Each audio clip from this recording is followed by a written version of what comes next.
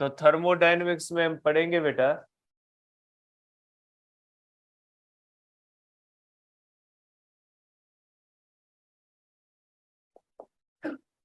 ठीक है।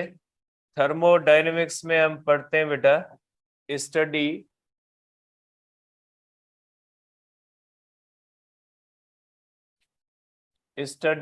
Of conversion of heat into work and vice versa बेटा। ठीक है, इस तरह से आप कर सकते हैं बेटा कि हीट को वर्क में कैसे कन्वर्ट किया जाता है और वर्क को हीट में कैसे कन्वर्ट किया जाता है बेटा। अब इसमें एक आता है थर्मो डायनामिक सिस्टम बेटा। ठीक है, ये होता है बेटा थर्मोडायनेमिक सिस्टम बेटा। अब ये थर्मोडायनेमिक सिस्टम क्या होता है बेटा? थर्मोडायनेमिक सिस्टम एक ऐसा सिस्टम होता है जिसको इस्तेमाल करके हम हीट को वर्क में कन्वर्ट कर सकते हैं। जैसे इंजन है, इंजन एक ऐसा थर्मोडायनेमिक प्रोसेस होता है जिसको हम हीट एनर्जी को वर्क में कन्वर्ट करने के लिए इस्तेमाल करते हैं। ठीक है, उसके अंदर आप डीजल पेट्रोल डालते हो, वो बर्न होता है, केमिकल एनर्जी हीट एनर्जी में कन्वर्ट होती है और उससे हमें वर्क मिलता है। लेकिन यहाँ पे जो हम थर्मोडायनेमिक सिस्टम कंसीडर करेंगे उसमें एक सिलेंडर, पिस्टन और वर्किंग सब्सटेंस होता है।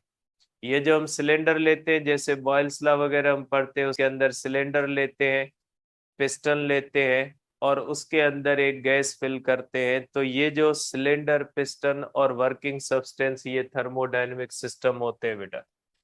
इसके अंदर बेटा ये होता है कि सिलेंडर है बेटा, cylinder, piston and working substance बेटा। वर्किंग सब्सटेंस होता है बेटा 1 मोल ऑफ आइडियल गैस बेटा, हम इसके अंदर कंसीडर करते हैं। आप इसको इस तरह से बना सकते हैं बेटा कि सपोज करें इस तरह से बेटा, ये हमारे पास एक सिलेंडर है,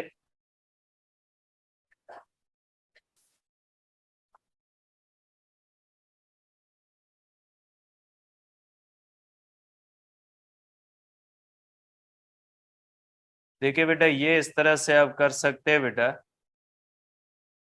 कि ये हमारे पास सिलेंडर, पिस्टन और वर्किंग सब्सटेंस है बेटा। और जो आइडियल बेटा, इस तरह से आइडियल सिस्टम जो होता है, अगर आइडियल हम थर्मोडायनेमिक सिस्टम करें तो आइडियल सिस्टम के अंदर वाल्स और पिस्टन बेटा,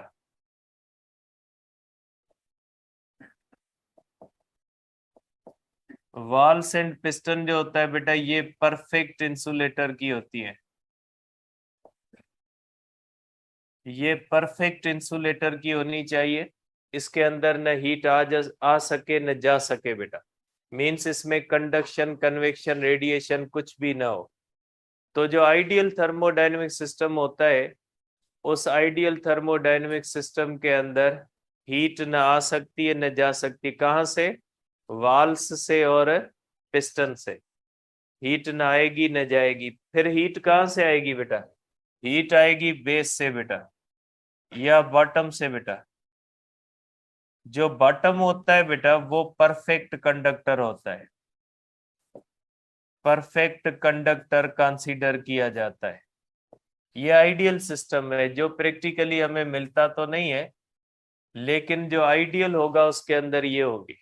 ठीक है, इसको हम कहते हैं बेटा कि ये थर्मोडायनेमिक सिस्टम है। और इसके अंदर इसको हम कहते हैं वर्किंग सब्सटेंस। जो हम अंदर गैस वगैरह डालते हैं ना, उसको वर्किंग सब्सटेंस कहा जाता है। सिलेंडर, पिस्टन और वर्किंग सब्सटेंस होता है। अब हम देखेंगे बेटा कि हीट और वर्क का आपस में क्या ताल्लुक है बेटा, कि हीट और वर्क का आपस में क्या ताल्लुक होता है बेटा। Heat and work in thermodynamics बेटा।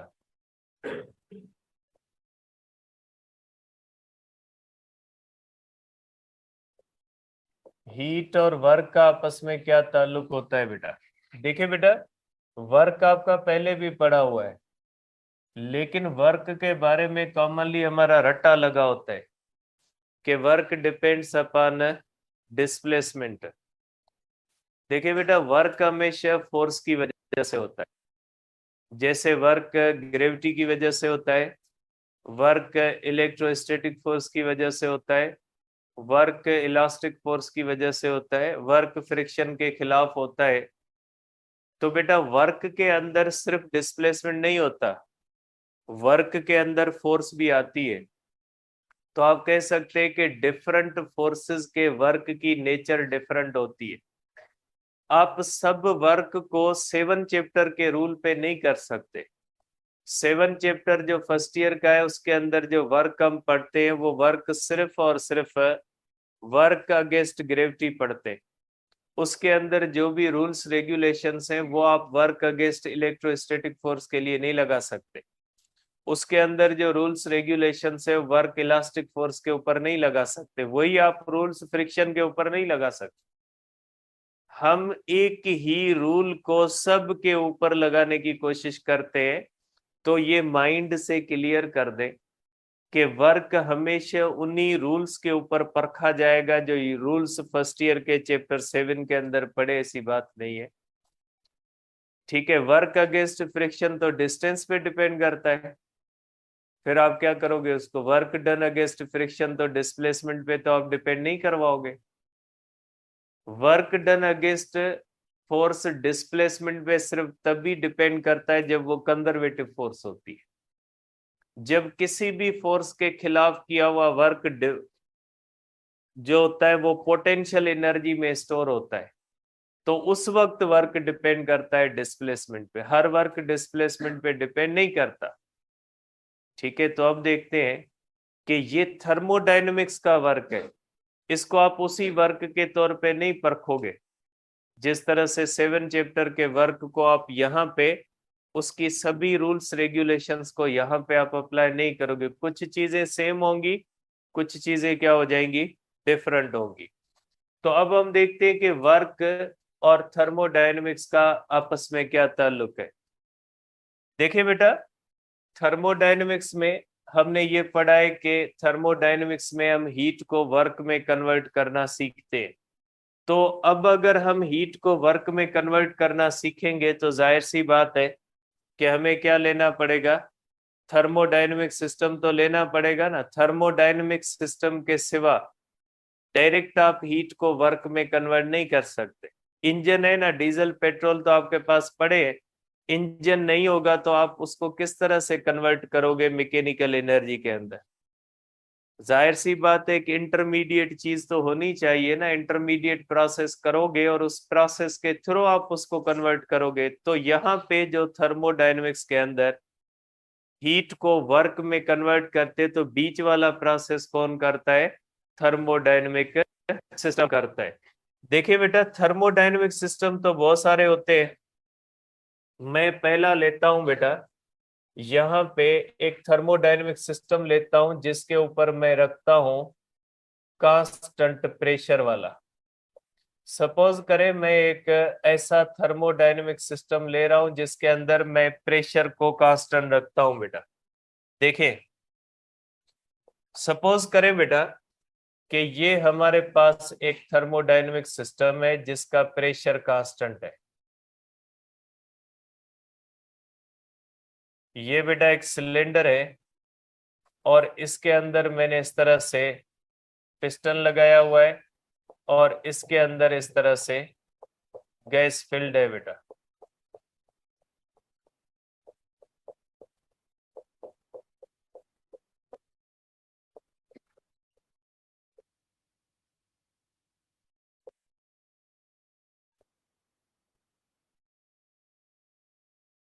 ठीक है बेटा, ये वर्किंग सब्सटेंस है।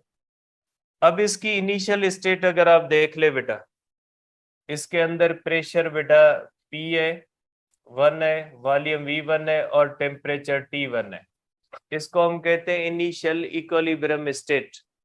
इनिशियल इक्विलिब्रियम स्टेट का मकसद है पिस्टन अपनी जगह पे है, अंदर का प्रेशर और बाहर का प्रेशर क्या है, एक जैसा है, न वॉल्यूम बढ़ रहा है न वॉल्यूम कम हो रहा है, न टेम्परेचर कम हो रहा है न ही टेम्परेचर ज्यादा हो रहा है। मीन्स ये इनिशियल इक्विलिब्रियम स्टेट है। ठीक है, अब इसका मैं यहाँ पे जो है वो ग्राफ भी साथ बनाता जाता हूं बेटा। ये हमारे पास इसका ग्राफ अगर प्रेशर और वॉल्यूम का बनाओ तो ये हो जाएगा बेटा हमारे पास प्रेशर P1। ठीक है, अब इसका वॉल्यूम हमारे पास है बेटा V1। अगर ग्राफ के ऊपर बनाओगे बेटा तो ग्राफ के ऊपर ये लाइन बनेगी बेटा, ये हो जाएगी P1 V1 और ये कौन सी हो जाएगी बेटा, T1 हो जाएगी। ये ग्राफ के ऊपर आपने लाइन बना दी, इसको पीवी डायग्राम कहा जाता है, इंडिकेटर डायग्राम भी जो है वो कहा जाता है। अब देखिए बेटा, अब अगर इस सिस्टम को हम यहां से हीट देंगे बेटा, सपोज करें सिस्टम को हीट हम देते हैं डेल्टा Q1।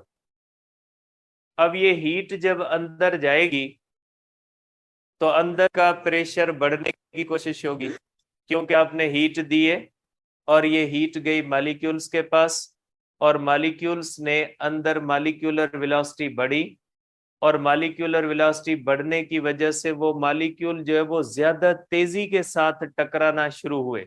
क्योंकि आपको पता है जो गैस के मॉलिक्यूल्स होते हैं वो रेंडम मोशन में होते हैं, वो जिस कंटेनर के अंदर होते हैं उसकी दीवारों से टकराते हैं, उनके पिस्टन से टकराते हैं, उसके बॉटम से टकराते हैं। तो अब आपने क्या किया, इनको हीट दी, और हीट देने के नतीजे में जो अंदर के गैस मॉलिक्यूल्स की वेलोसिटीज बढ़ी और गैस मॉलिक्यूल्स की काइनेटिक एनर्जी भी बढ़ी।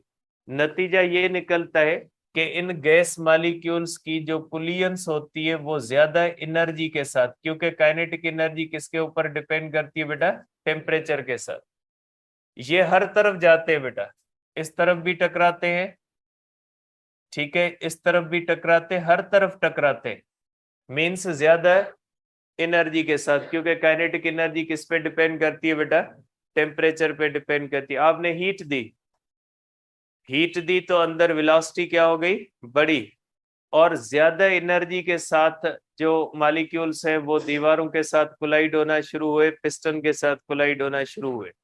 नतीजा ये निकलता है कि अंदर से फोर्स बढ़ती है, क्योंकि जितनी तेजी के साथ, जितनी ज्यादा मोमेंटम के साथ, क्योंकि वेलोसिटी बढ़ेगी तो मोमेंटम क्या हो जाएगा, बढ़ेगा। ठीक है, मोमेंटम जब बढ़ेगा तो ज्यादा मोमेंटम के साथ जब ये पार्टिकल्स कोलाइड करेंगे पिस्टन के साथ तो चेंज इन मोमेंटम ज्यादा आएगी। और आपको पता है कि हमने प्रेशर ऑफ गैस के अंदर पढ़ा था कि force is equal to rate of change of momentum. Simply भी अगर आप देखें तो जैसे गैस मॉलिक्यूल्स की अंदर वेलोसिटी बढ़ेंगी, ज्यादा एनर्जी के साथ ये मॉलिक्यूल्स कोलाइड करेंगे पिस्टन के साथ, नतीजा ये निकलेगा कि अंदर प्रेशर बढ़ेगा। लेकिन प्रेशर तो हमने क्या करना है, कांस्टेंट रखना है। नतीजा इसका ये होगा कि पिस्टन के अंदर वॉल्यूम जो होगा वो बढ़ेगा, और वॉल्यूम बढ़ेगा, नतीजा उसका ये होगा कि प्रेशर जो होगा वो सेम हो जाएगा, जैसा पहला था वैसा ही प्रेशर बाद में हो जाएगा। जो हीट देने से अंदर प्रेशर बढ़ेगा ना, वो प्रेशर जो होगा जब उसका वॉल्यूम बढ़ेगा ना तो प्रेशर वापस क्या हो जाएगा, मेंटेन हो जाएगा। ठीक है, तो इसमें ये होता है कि आप कह सकते हैं कि बेटा ये जो होता है ये इसके अंदर वॉल्यूम के अंदर चेंज आ जाती है, और वॉल्यूम के अंदर चेंज आने से प्रेशर मेंटेन रहता है। वैसे हीट से प्रेशर बढ़ना चाहिए, लेकिन वॉल्यूम क्या हो रहा है, चेंज हो रहा है, तो वॉल्यूम चेंज होने से प्रेशर वापस क्या आ जाता है, अपनी ओरिजिनल पोजीशन के अंदर आ जाता है, और ये सिस्टम चला जाता है P1 V2 और T2 ये है फाइनल इक्विलिब्रियम स्टेट। आप इसको यहाँ पे बनाए बेटा कि ये हमारे पास बेटा, ये अब कंसीडर करें कि इसका वॉल्यूम क्या हो गया बेटा, V2।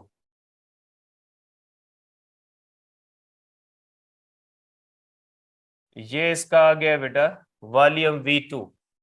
तो ये हो जाएगा बेटा प्रेशर P1, वॉल्यूम V2 और टेम्परेचर कौन सा है बेटा, T2। ग्राफ इस तरह से आ जाएगा बेटा। तो बेटा इसके अंदर देखें, हमारी हीट जो है, ये जो हमने हीट दी ये अंदर मॉलिक्यूल्स के अंदर गई, मॉलिक्यूल्स की जो कुलियंस बढ़ी, नतीजे में इसके अंदर वॉल्यूम की चेंज आई बेटा। और ये इसके अंदर पिस्टन ने जो मूव किया है ये होता है डेल्टा वाई। पिस्टन ने मूव किया है बेटा डेल्टा वाई। अब देखिए बेटा, इस पिस्टन ने क्यों मूव किया, पिस्टन ने इसलिए मूव किया कि अंदर से मॉलिक्यूल्स ने इसको ऊपर पुश किया। जैसे ही गैस को हमने गर्म किया, अंदर गैस के मॉलिक्यूल्स का प्रेशर बढ़ा, और प्रेशर बढ़ने की वजह से ये पिस्टन क्या है, ऊपर मूव किया। पिस्टन के ऊपर मूव करने से प्रेशर वापस ओरिजिनल कंडीशन में P1 बन जाएगा, लेकिन नतीजा ये होगा कि वॉल्यूम अब क्या हो गया है, बढ़ गया। इस पिस्टन ने क्यों मूव किया बेटा, पिस्टन ने इसलिए मूव किया कि अंदर मॉलिक्यूल्स ने उसके ऊपर फोर्स लगाई। और आपको पता है कि ये मॉलिक्यूल्स की जो फोर्स होती है, ये मॉलिक्यूल की जो फोर्स होती है बेटा, ये जब लगती है और पिस्टन जब डिस्प्लेसमेंट तय करता है, तो आपको पता है फोर्स लगने से जब कोई भी चीज डिस्प्लेसमेंट तय करती है तो हम क्या कहते हैं, वर्क हुआ है। अब यहाँ पे पिस्टन के ऊपर मॉलिक्यूल्स की अंदर से फोर्स लगी है, और मॉलिक्यूल की फोर्स की वजह से पिस्टन ने क्या किया है, पिस्टन ने डिस्प्लेसमेंट तय किया। तो हम कहेंगे कि इन मॉलिक्यूल्स की फोर्स की वजह से यहाँ पे क्या हुआ है बेटा, वर्क। और मॉलिक्यूल्स ने ये फोर्स कहाँ से लगाई, जो हमने उनको हीट दी थी। ठीक है, हमने उनको बाहर से हीट दी, उन्होंने वो हीट यूटिलाइज करके पिस्टन के ऊपर फोर्स लगाई, और नतीजे में पिस्टन ने क्या कर दिया, डिस्प्लेसमेंट तय किया। तो इस तरह से हमारी गिवन हीट किस में चली गई, वर्क में चली गई। अब ये वर्क जो हुआ ये किसकी कास्ट पे हुआ, ये उसी हीट की वजह से हुआ है जो हीट हमने बाहर से दी। अगर हम हीट बाहर से नहीं देते तो पिस्टन मूव नहीं करता। पिस्टन ने मूव इसीलिए किया है क्योंकि हमने बाहर से हीट दी है। तो इसका नतीजा क्या निकलता है कि ये थर्मोडायनेमिक सिस्टम हमारी हीट को किस में कन्वर्ट कर रहा है, हमारी हीट को वर्क में कन्वर्ट कर रहा है। ठीक है, तो अब देखिए बेटा, अगर आप इसको वर्क को कैलकुलेट करना चाहें बेटा, तो आप वर्क को इस तरह से कैलकुलेट कर सकते हैं बेटा। और देखिए बेटा, चैप्टर 7 के अंदर फर्स्ट ईयर के अंदर आपने दो वर्क पढ़े थे, एक work done by variable force और दूसरा work done by constant force. अब पहले ये तय कर लें कि ये work done by constant force होगा या work done by variable force होगा। बेटा जब प्रेशर कांस्टेंट रहता है ना, और ये पिस्टन जब ऊपर मूव करता है, तो मींस ये अंदर से जो फोर्स लग रही है ये work done by constant force होगा। इस वर्क को हम क्या कंसीडर करेंगे, work done by constant force, क्योंकि इसके अंदर प्रेशर कांस्टेंट रह रहा है। और प्रेशर क्या होता है, फोर्स पर यूनिट एरिया। अगर प्रेशर कांस्टेंट है तो फोर्स हो जाएगी प्रेशर इनटू एरिया।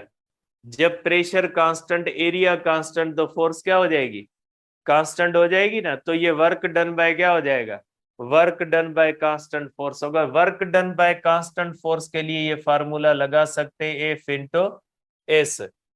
अब यहाँ पे फोर्स कौन सी है बेटा, यहाँ पे आप देख लें बेटा, ये जो फोर्स लगती है ये प्रेशर की वजह से लगती है। प्रेशर होता है बेटा फोर्स पर यूनिट एरिया, तो फोर्स किसके बराबर हो जाएगी, प्रेशर इंटू एरिया। ठीक है बेटा, आपको पता है बेटा ये जो डिस्प्लेसमेंट तय करता है ये किसके बराबर हमने किया है, डेल्टा वाई के अंदर जो चेंज इन लेंथ भी आपके डिस्टेंस कह सकते हैं, ये डिस्प्लेसमेंट या डिस्टेंस तय किया पिस्टन ने। देखिए बेटा, अब इसको रखें आप यहाँ पे, तो ये वर्क हो जाएगा बेटा pressure into area.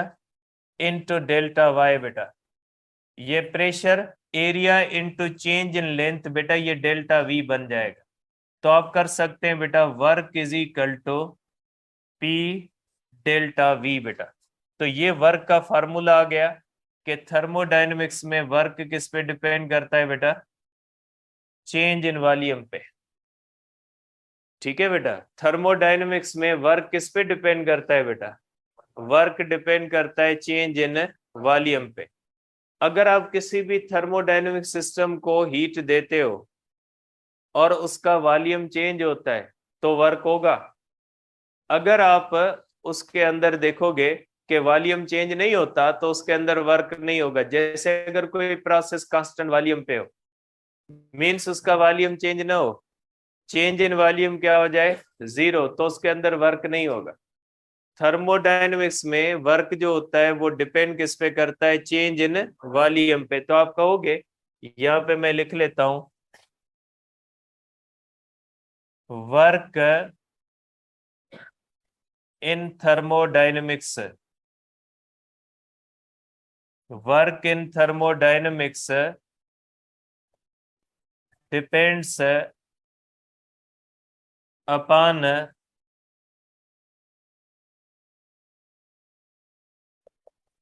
Change in volume. बेटा प्रेशर तो कांस्टेंट वॉल्यूम पे भी चेंज होता है। अगर कोई थर्मोडायनेमिक सिस्टम हो जिसका वॉल्यूम क्या हो जाए बेटा, कांस्टेंट, तो बेटा उसके अंदर भी प्रेशर तो बढ़ता है। अगर कोई आपके पास ऐसा सिलेंडर हो जिसका वॉल्यूम चेंज ना हो, उसको अगर आप हीट दे तो अंदर से प्रेशर तो बढ़ेगा लेकिन वॉल्यूम के अंदर चेंज नहीं आएगी, तो मीन्स उसके अंदर तो वर्क नहीं होगा ना। वर्क का ताल्लुक यहाँ पे प्रेशर के साथ नहीं है, चेंज इन वॉल्यूम के साथ है। ठीक है, अगर जैसे आपको पता है ना वर्क का नॉर्मली ताल्लुक डिस्टेंस के साथ है, अगर फोर्स लगाओगे डिस्टेंस नहीं होगा, अगर फोर्स लगाओगे डिस्टेंस नहीं होगा तो वर्क होता है बेटा, नहीं होता। तो यहाँ पे भी अगर यहाँ से प्रेशर बढ़े, फोर्स लगे, लेकिन पिस्टन डिस्टेंस ही तय नहीं करता तो वर्क कहाँ से होगा। ठीक है, तो थर्मोडायनेमिक्स में जब तक किसी भी थर्मोडायनेमिक सिस्टम को आप हीट देते हो, लेकिन अगर उसके अंदर चेंज इन वॉल्यूम नहीं होती तो हम कंसीडर करेंगे कि उसके अंदर वर्क नहीं हुआ। ठीक, अब देखें बेटा दूसरी पॉइंट हम डिस्कस करते हैं। अब देखें बेटा, अगर ये तो मैंने फार्मूला यहां से ड्राइव किया, वर्क ये होता है। अब अगर आप ग्राफ से वर्क कैलकुलेट करना चाहें, देखें बेटा ये इसका बनता है इस तरह से बेटा, ये बेटा ये वो लाइन बनती है जो इस सिस्टम की है बेटा। बेटा ये P1 V1 T1 से किस तरफ जाता है, P1 V2 और T2।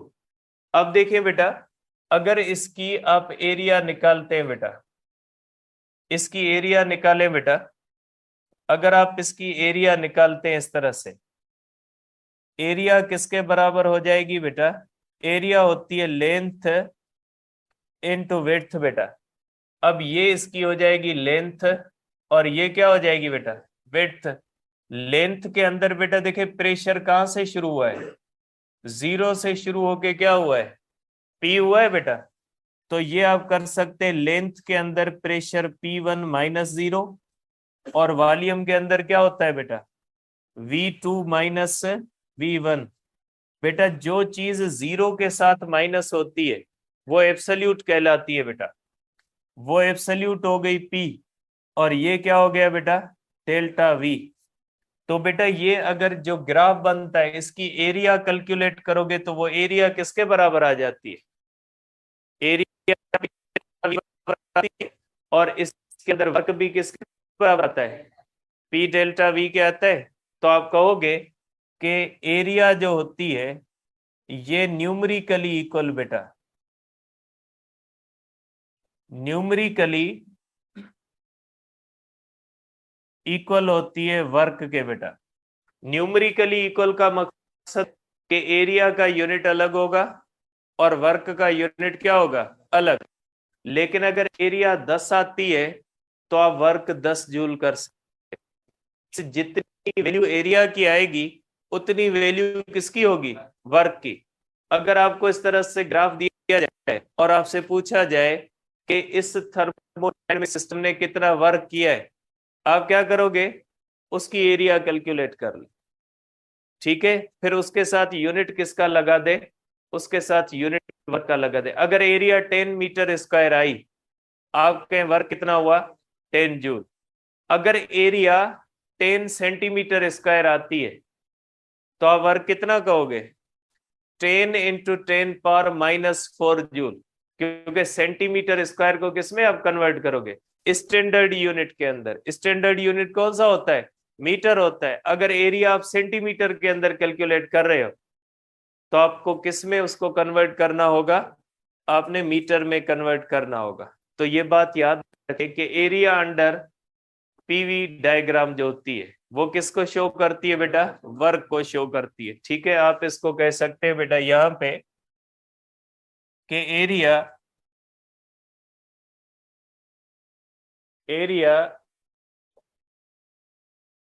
Under PV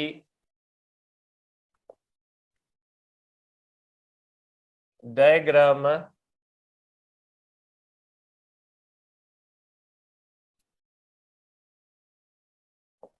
is numerically, बेटा मैं न्यूमरिकली लिख रहा हूं।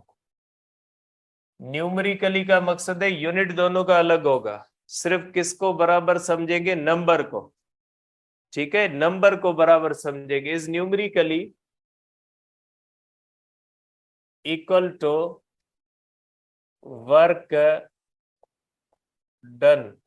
ठीक है, इसको हम कहते हैं कि एरिया जो होती है वो न्यूमरिकली इक्वल क्या होती है बेटा? वर्क डन के होती है बेटा। ठीक है, देखिए बेटा, अब इसके बाद मैं एक और थर्मोडायनेमिक सिस्टम लेता हूं बेटा। अब मैं एक लेता हूं बेटा कांस्टेंट वॉल्यूम वाला। ठीक है, अब अगर मैं कांस्टेंट वॉल्यूम वाला लूं तो आप उसको देखें, उसके अंदर वर्क होगा या नहीं होगा बेटा। देखें, अगर ये हमारे पास एक थर्मोडायनेमिक सिस्टम है बेटा,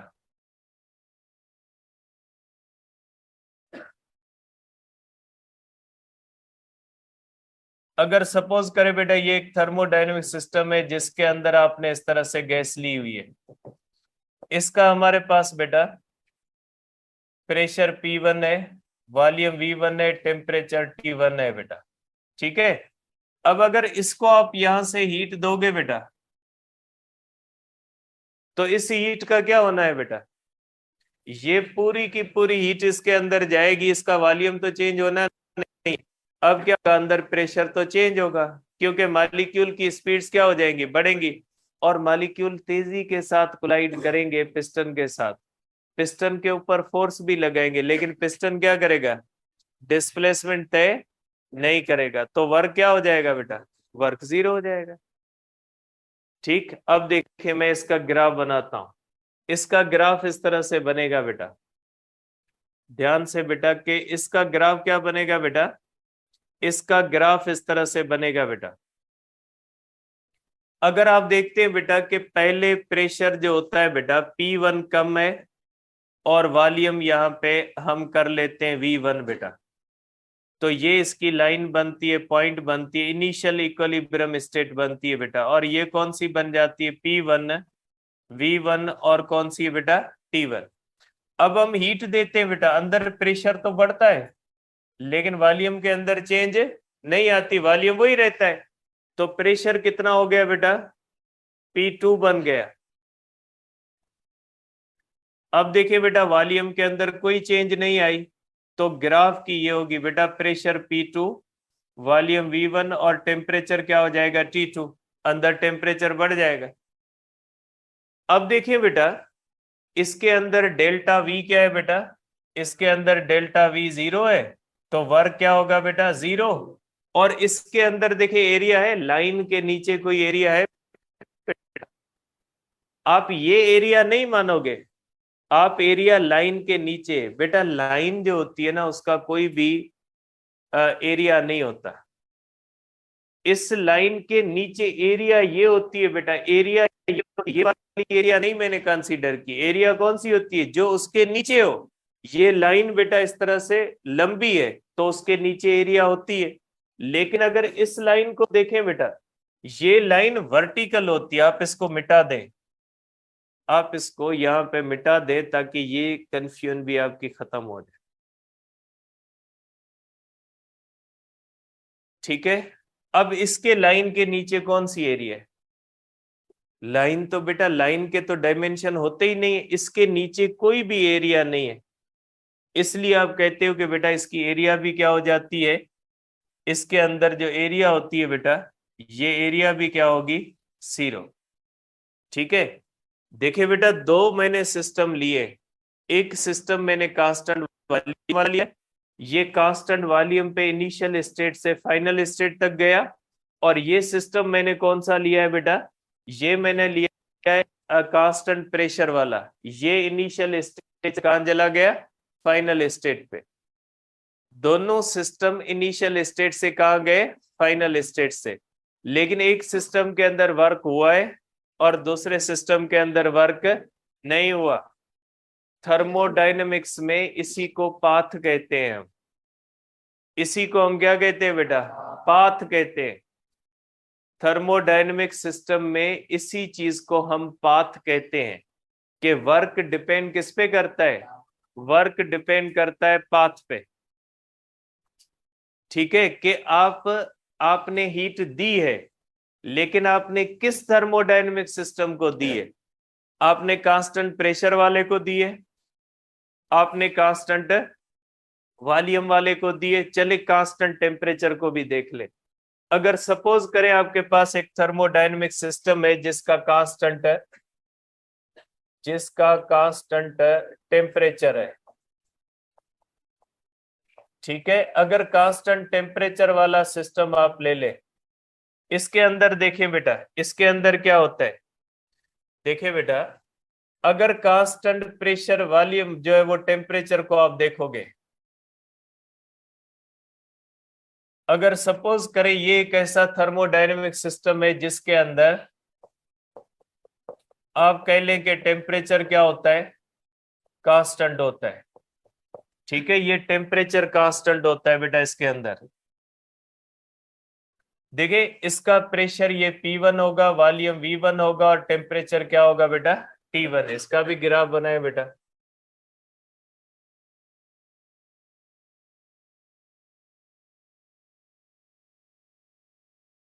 ठीक है, इसका बेटा प्रेशर P1 जो होता है वो ज्यादा है, प्रेशर P1 बेटा ज्यादा है, यहां पे इसका प्रेशर P1 ज्यादा है बेटा। ठीक है, अब बेटा इसका जो है वो V1 क्या है बेटा, छोटा है, V1 कम है, तो ये इसकी बनेगी बेटा, ये इनिशियल स्टेट है, P1 है, V1 है, और कौन सी है बेटा, T1 है। अब अगर यहां से प्रेशर आप कम करोगे बेटा, अगर आप प्रेशर कम करोगे तो यहां से हीट आएगी, और टेम्परेचर कौन सा है बेटा इसका, कांस्टेंट, और ये टोटल की टोटल हीट किस में चली जाएगी बेटा, टोटल की टोटल हीट जो होगी वो किस में जाएगी बेटा, वर्क में, क्योंकि कांस्टेंट टेम्परेचर है। मीन्स आपने जो हीट दी उसने इंटरनल एनर्जी तो चेंज नहीं की, तो आपकी गिवन हीट किस में जाएगी, वॉल्यूम तो चेंज हुआ ना, वो किस में चली जाएगी, टोटल वर्क में चली जाएगी। ठीक है, वॉल्यूम चेंज हुआ, इंटरनल एनर्जी चेंज नहीं हुई, टेम्परेचर चेंज नहीं हुआ, तो आपकी टोटल हीट कहां पे जाएगी, वर्क में जाएगी बेटा। तो ये हो जाएगा बेटा आपके पास प्रेशर P2, वॉल्यूम V2, और टेम्परेचर क्या होगा, T1 बेटा। ये हो जाएगा आपके पास बेटा वॉल्यूम V2, और ये आपके पास हो जाएगा बेटा प्रेशर P2 बेटा। ये इसकी लाइन बनेगी बेटा, जब आप इसको इस तरह बनाओगे बेटा तो ये बनेगी इस तरह से। ठीक है, ये इस तरह से कर्व्ड लाइन बनेगी। अब इसके एरिया अंडर कर्व देखें बेटा, अब देखें, अब ये work done by variable force होगा, work done by constant force होगा, क्या कहते हैं आप इसके बारे में, वेरिएबल होगा या कांस्टेंट होगा? बेटा मैंने आपको कहा है, आपको पता कैसे लगेगा कि ये work done by constant force है या वर्क डन बाय वेरिएबल? आप देखोगे फार्मूले को, प्रेशर, क्योंकि यहाँ पे फोर्स प्रेशर की वजह से लगती है, प्रेशर किसके बराबर होता है? Force per unit area. Force किसके बराबर होती है? Pressure into area. अगर प्रेशर कांस्टेंट है, क्योंकि पिस्टन की एरिया तो कांस्टेंट है ना, पिस्टन की एरिया तो चेंज नहीं हो रही ना, यहाँ पे वेरिएबल चीज जो हो सकती है वो कौन सी हो सकती है? प्रेशर। अगर प्रेशर कांस्टेंट है means work Q force is equal to pressure into area, तो फोर्स क्या हो जाएगी? कांस्टेंट। आप कहोगे work done by constant force, और फार्मूला लगा सकते हैं पी डेल्टा वी वाला, लेकिन यहाँ पे प्रेशर कांस्टेंट नहीं है तो फोर्स कांस्टेंट होगी बेटा। ये work done by variable force होगा, इसके ऊपर आप वर्क का फार्मूला पी डेल्टा वी नहीं लगा सकते। जो थर्मोडायनेमिक्स का हमने फार्मूला लगाए ना, इस प्रोसेस के लिए नहीं लगा सकते, इसका अलग फार्मूला है, आपके बुक में नहीं दिया हुआ, लॉगरिथम का फार्मूला है, अलग फार्मूला है। क्योंकि आपने चैप्टर 7 के अंदर भी पढ़ा है कि work done by constant force को आप एफ एस कॉस थीटा से कैलकुलेट करते हो, work done by variable force को direct F S cos theta नहीं लगा सकते। तो मैंने यहाँ पे जो वर्क का फार्मूला कैलकुलेट किया है वो किस फार्मूले से किया है? Work done by constant force के ऊपर किया है, तो वर्क डन बाय फोर्स के ऊपर ये वाला फार्मूला ड्राइव हुआ है, तो ये वहां तो नहीं लग सकता जहां पे फोर्स कांस्टेंट नहीं है। लेकिन एक बात याद रखिएगा, वर्क यहाँ पे भी चेंज ऑफ वॉल्यूम पे डिपेंड करता था, वर्क यहाँ पे भी चेंज इन वॉल्यूम पे डिपेंड करता है, वर्क यहाँ पे भी किस पे डिपेंड करता है? चेंज इन वॉल्यूम पे। फार्मूले चेंज हो सकते हैं, जहां पे फोर्स कांस्टेंट होती है, और फोर्स कहां पे कांस्टेंट होती है? कांस्टेंट प्रेशर पे। जहां पे प्रेशर कांस्टेंट होता है वहां पे आप पी डेल्टा वी लगा सकते, जहां पे प्रेशर कांस्टेंट नहीं है वहां पे आप पी डेल्टा वी नहीं लगा सकते। ये आइसोथर्मल प्रोसेस है, आइसोथर्मल प्रोसेस का वर्क पी डेल्टा वी से नहीं आएगा, आइसोबेरिक का आएगा, आइसोबेरिक प्रोसेस का वर्क आएगा पी डेल्टा वी से। आइसोथर्मल प्रोसेस का लॉगरिथमिक फंक्शन है, क्योंकि इसका कर्व जो होता है वो क्या होता है? इसका कर्व है। ठीक है, अब देखिए एरिया में बनाता हूं, इसकी एरिया देख ले। देखिए इसकी एरिया ये होती है, अब इसकी एरिया लेंथ इनटू विड्थ से कैलकुलेट कर लोगे बेटा? इसकी एरिया लेंथ इनटू विड्थ से कैलकुलेट होगी? नहीं होगी, क्योंकि यहाँ पे क्या आ रहा है? कर्व आ रहा है। चैप्टर 7 फर्स्ट ईयर के अंदर आपने पढ़ा है कि work done by variable force की जो लाइन होती है कर्व्ड होती है, उसका वर्क कैलकुलेट करने का तरीका अलग होता है। ठीक है, तो याद रखिएगा ये work done by variable force है, पी डेल्टा वी नहीं लगा सकते, इसका फार्मूला अलग है। ठीक है, वो आपके पास नहीं है, इसका फार्मूला अलग है।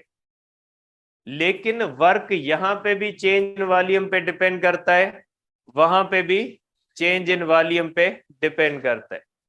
देखें, अब मैंने 3 प्रोसेसेस डिस्कस किए, एक मैंने किया कांस्टेंट प्रेशर, एक मैंने किया कांस्टेंट वॉल्यूम, एक मैंने किया कांस्टेंट टेम्परेचर। तीनों प्रोसेसेस के अंदर वर्क डिफरेंट है। देखिए इसके अंदर वर्क है ही नहीं, ठीक है, और इसके अंदर देखिए एरिया क्या है? इसके अंदर एरिया ज्यादा है और इसके अंदर एरिया क्या है? डिफरेंट है। इसका मकसद है कि थर्मोडायनेमिक्स में जो वर्क होता है वो पाथ पे डिपेंड करता है। वर्क किस पे डिपेंड करता है बेटा? पाथ पे डिपेंड करता है। ठीक है, वर्क पाथ पे डिपेंड करता है। इसका मतलब ये है कि आप कौन सा प्रोसेस इस्तेमाल करते हो। आप आइसोथर्मल करते हो, आप आइसोबेरिक करते हो, आप आइसोकोरिक करते हो, कौन सा प्रोसेस आप इस्तेमाल करते हो? जिस प्रोसेस के अंदर वॉल्यूम की चेंज होती है उसके अंदर वर्क होगा, जिसके अंदर वॉल्यूम चेंज नहीं होगा उसमें वर्क नहीं होगा। वर्क हमेशा डिपेंड करेगा चेंज इन वॉल्यूम पे, चाहे वो कांस्टेंट फोर्स वाला हो, चाहे वो वेरिएबल फोर्स वाला हो, चाहे वो कांस्टेंट प्रेशर का हो, चाहे वो कांस्टेंट टेम्परेचर का हो, चाहे वो कांस्टेंट वॉल्यूम का हो। वर्क किस पे डिपेंड करेगा? वर्क चेंज इन वॉल्यूम ये फिक्स पॉइंट है, लेकिन वर्क के फार्मूले चेंज होंगे। अगर कांस्टेंट प्रेशर का आपके पास प्रोसेस है तो वर्क होगा पी डेल्टा वी से। अगर कांस्टेंट वॉल्यूम है तो वर्क है ही नहीं, अगर कांस्टेंट टेम्परेचर है तो उसका फार्मूला चेंज होगा। फार्मूला चेंज होने का मकसद ये नहीं है कि आप कहो कि चेंज इन वॉल्यूम का ला नहीं ले, वॉल्यूम की चेंज मस्ट है। वॉल्यूम चेंज नहीं होगा, वर्क नहीं होगा। फार्मूले चेंज हो सकते हैं क्योंकि एक work done by constant force होता है, दूसरा work done by variable force होता है। हर एक का फार्मूला क्या होता है, हर चीज का तरीका चेंज होता है, हर चीज का फार्मूला क्या होता है, चेंज होता है। ठीक है, तो ये बेटा आप कहेंगे कि वर्क किस पे डिपेंड करता है। वर्क थर्मोडायनेमिक्स में जो होता है वो डिपेंड करता है पाथ पे। मैं लिख लेता हूं यहां पे कि work in thermodynamics, work in thermodynamics depends upon path followed by thermodynamic system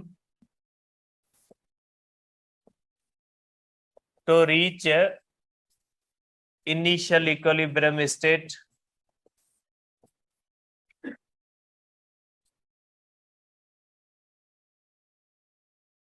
to final equilibrium state।